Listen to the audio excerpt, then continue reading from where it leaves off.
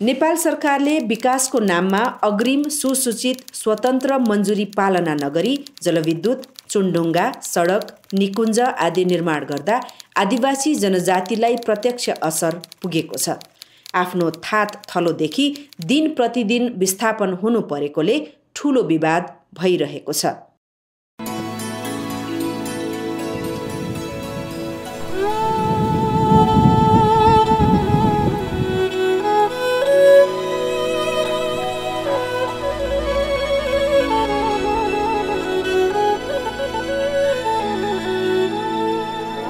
यहाँ टाढाको मान्छेलाई त करेन्ट लाग्न थालिसक्यो। यो चट्याङ हानेको खाना पकाउने ठाउँमा अब जतिखेर पायो उतिखेर चट्याङ हान्छ हैन। टावरमा परेको नेपालमा अहिले ठुलो विकास परियोजनाहरू सञ्चालन गरिएकोमा विवाद आएको छ। हाइड्रो परियोजना, जलविद्युत परियोजनामा पनि विवाद आएको छ। त्यहाँको समुदायसँग त्यहाँ विस्थापनमा परेको कारणले विवाद आएको छ। उनीहरूले दैनिक गुजाराको लागि गर्ने खेतीपातीमा असर परेको हुनाले विवाद भएको छ। क्षतिपूर्ति नपाएको हुनाले विवाद भएको छ। त्यस्तै परियोजनाबाट लाभ नपाएको हुनाले पनि विवाद भएको छ। धम्की दिएका छन्, सिडिओले गोली हान भनेका छन्। गोली हान भनेर आज बिहानदेखि हिजैदेखि नै गोली हान भनेर हामीलाई आदेश दिएको छ भन्ने मान्छे पनि यहीँ आएको छ नि। हेर्नु अहिले यहाँ पनि यसले कुरो गर्दै थियो नि नानी होइन। हजुरहरू आउनुभएको हुनाले उनीहरू साइसुत्त हिँडे।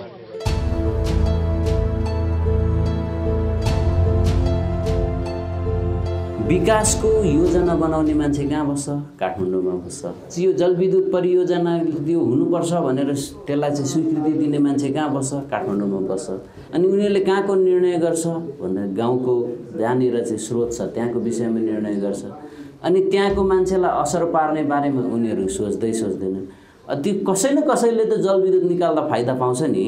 त्यो फाइदा कसले पाउँछ त? त्यहाँको गाउँले नपाएको, त्यहाँको समुदायले जो पीडित छ उसले नपाएपछि कसले पाउँछ भन्दा त्यहाँदेखि बाहिरको जसले विकासको लागि निर्णय गर्छ। काठमाडौँमा बस्नेले नै परियोजनाबाट फाइदा पाउने, समुदायले फाइदा नपाउने भएपछि त विवाद हुने नै भयो। त्यो कारण त्यसको जड नै उसँग पहिले अग्रिम सूचित स्वतन्त्र मन्जुरी नदिएको कारणले हो अथवा उसँग नसोधिएको कारणले हो।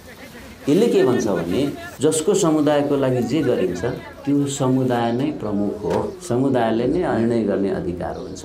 समुदायले नै त्यो बारेमा जान्दछ भन्ने यसको मूल मर्म हो। उसको नजिकमा उतापट्टि फर्केर लुगा पनि धुन नहुने, झड्काल पनि नहुने, त्यसको त्यो तारको करेन्ट पानीले छुयो भनेदेखि मान्छेको दिमाग बिग्रिने, दिमागै खुस्किने। कति प्रभावित भएका छन् र कति परिवारबाट कति व्यक्तिहरू प्रभावित भएका छन् भनेको छन्। हाम्रो यहाँ यो चाहिँ मुद्दा इस्यु चाहिँ हामीले अहिलेसम्म चाहिँ 337 घर परिवार चाहिँ हामी प्रभावित भएका छौँ।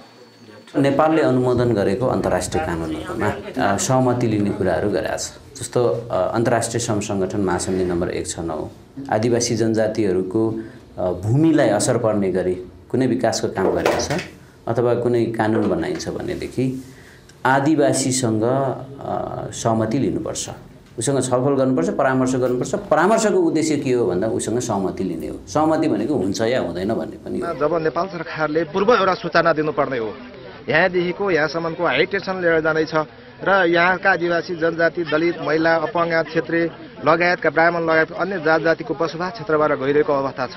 त्यो गइरहेको अवस्थामा यहाँका जनतालाई एउटा पूर्व सूचनाको अधिकार पाउनुपर्ने हो। तर यो परियोजनाले खास गरी जनतालाई पूर्व सूचनाका अधिकार पनि नदिकन एकलौटी मनोमानी ढङ्गले उनीहरू लिएर गयो।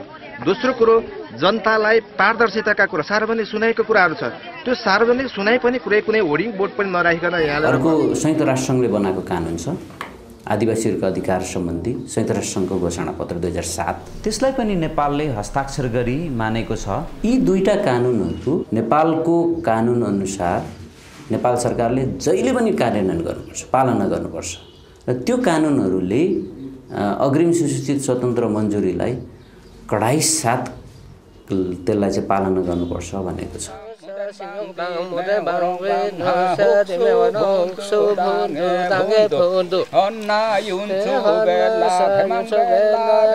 कानुनमा के भनिन्छ भनेदेखि आदिवासीको सांस्कृतिक अधिकार हुन्छ, आदिवासीको भाषिक अधिकार हुन्छ, आदिवासीको आफ्नो परम्परागत ज्ञान सिप हुन्छ। त्यो ज्ञान सिपलाई कायम गर्ने, त्यसलाई चाहिँ उसले अभ्यास गर्ने अधिकार हुन्छ।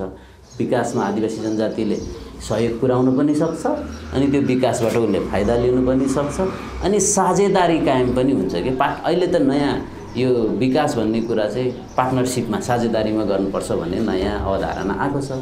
यो नयाँ अवधारणा पनि यही अग्रिम सूचित स्वतन्त्र मन्जुरीले कायम गराउँछ, त्यसले त्यो अवस्था सिर्जना गर्छ र आदिवासी जनजातिहरूले विकासमा साझेदारी गर्न पाएपछि विकास दिगो हुने भयो, त्यो विकासबाट उनीहरूले फाइदा पाउने भए, त्यस पछाडि त विवाद हुने भएन नि। मुद्दा उहाँ दर्ता भइसकेपछि उहाँहरूले चाहिँ दोस्रो पटक फेरि चाहिँ बल प्रयोग गरेर चाहिँ यहाँ काम सुरु गर्न चाहिँ खोज्नुभयो बुकाडाँडामा, कमलामाई नगरपालिका वार्ड नम्बर 7 बुकाडाँडामा। तार तान्ने बेलामा हामी दिन्न भन्दाखेरि उनीहरूले यहाँबाट सिडीहरूले खटाएर हान्ने मार्ने प्रशासन लाएर तपाईँहरूले जे पनि गर्नु सक्छ मार्ने हान्ने धम्की दिएर क्या बाबु, त्यस्तो गरेर तार जबरजस्ती ताने। नेपालमा होस् अथवा जहीँसुकै होस् अग्रिम सुसूचित स्वतन्त्र मन्जुरी लागू गर्नको लागि सबैभन्दा पहिला त्यो प्रभावित हुने समुदायमा जानुपर्छ। अब आदिवासी जनजाति भयो भनेदेखि उसको आफ्नो मातृभाषा हुन्छ, मातृभाषामा उसलाई त्यो सूचना दिनु पर्यो अनि सूचना पाइसकेपछि अनि त्यो समुदायभित्र उसले छलफल गर्छ। छलफल गरिसकेपछि यति कुरा ठिक छ है, यति कुरा ठिक छैन भन्ने कुरा उसले निर्क्योल गर्छ र त्यो निर्क्योल गरेको कुरा ल्याएर त्यो सम्बन्धित विकास गर्ने होस् अथवा कानुन बनाउने निकायलाई त्यो कुरा चाहिँ भन्छ अनि त्यसको आधारमा कुन कुरा गर्ने कुन कुरा नगर्ने समुदायले हुँदैन भने गर्नु भएन, हुन्छ भने पनि गर्नु, तर एकजनाले दुईजनाले भन्ने होइन सामूहिक निर्णयबाट आउनुपर्छ। सुशासन भनेको छुट्टै देश निर्माण गर्ने नभई शासनमा साझेदारी हो। शासन शक्तिमा सबै समुदायले बराबर उपभोग गर्ने वातावरण सुशासनले सिर्जना गर्दछ। सुशासनभित्र भाषिक, सांस्कृतिक, शैक्षिक आफ्नो प्रथाजनित कानुन अनुसार वा आफैले नीति निर्माण गरी आफ्नै संस्था मार्फत लागू गर्ने गरिन्छ।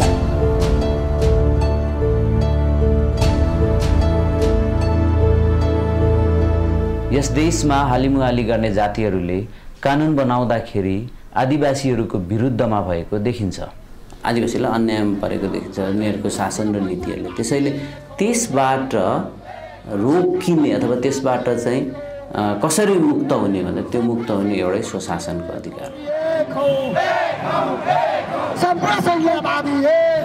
जस्तो अमेरिकामा हेर्नुभयो भनेदेखि नाभाहो भन्ने आदिवासी छन्, नाभाहोको आफ्नै सरकार छ अनि त्यस पछाडि उसको अड्डा अदालत पनि आफ्नै छ, कानुन पनि ऊ आफै बनाउँछ। त्यो नाभाहो आदिवासीले त्यहाँ अमेरिकाको कानुन लाग्दैन। यो आदिवासीले फेरि अरूलाई शासन गर्ने होइन, आदिवासीले कानुन बनाउने बाहुन छेत्रीले लगाउने त्यो होइन। आदिवासीको आफ्नो विषयहरू होला, भाषिक, सांस्कृतिक, शैक्षिक, उसले आफै निर्णय गर्छ, उसले आफै कानुन बनाउँछ, उसले आफै नीति बनाउँछ, उसले आफै लागू गर्छ।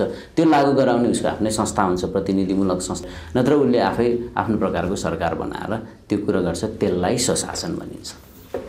र स्वशासन भनेको कहिले कहिले चाहिँ विरोध गरेर यो विखण्डन हो भनेर पनि भन्ने गर्छ हैन। त्यो स्वशासन भनेको राज्यभित्रै रहने कुरा हो, त्यो विखण्डन होइन। यो स्वशासन भनेको एउटा अलग देश बनाउने होइन, शासनमा साझेदारी गर्ने कुरा हो। शासन शक्ति सबै जातिले बराबर हिसाब किताबमा उपभोग गर्ने वातावरण यो स्वशासनले सिर्जना गर्छ। तर आदिवासीलाई चाहिने स्वशासनको अधिकार हो अनि त्यो स्वशासनको अधिकार भनेको उनीहरूले आफ्नो आत्मनिर्णयको अधिकार प्रयोग गर्न पाउने अधिकार हो। त्यो स्वशासन र आत्मनिर्णयको अधिकार नेपालले मान्छु भनेर 1991 मा नै अन्तर्राष्ट्रिय कानुनले हस्ताक्षर गरेको छ। नेपालले त्यसलाई मान्छु भनेर संयुक्त राष्ट्रसङ्घको सदस्य बनेको छ। आदिवासीहरूको अधिकार सम्बन्धी संयुक्त राष्ट्रसङ्घको घोषणापत्रमा स्वशासन आत्मनिर्णयको कुरा आदिवासीहरूलाई प्रत्याभूत गरिएको छ। त्यो नेपालले त्यसलाई मान्छु भनेको छ। त्यसकारणले गर्दा यो आदिवासी जनजातिको लागि अत्यन्तै महत्त्वपूर्ण कुरा हो।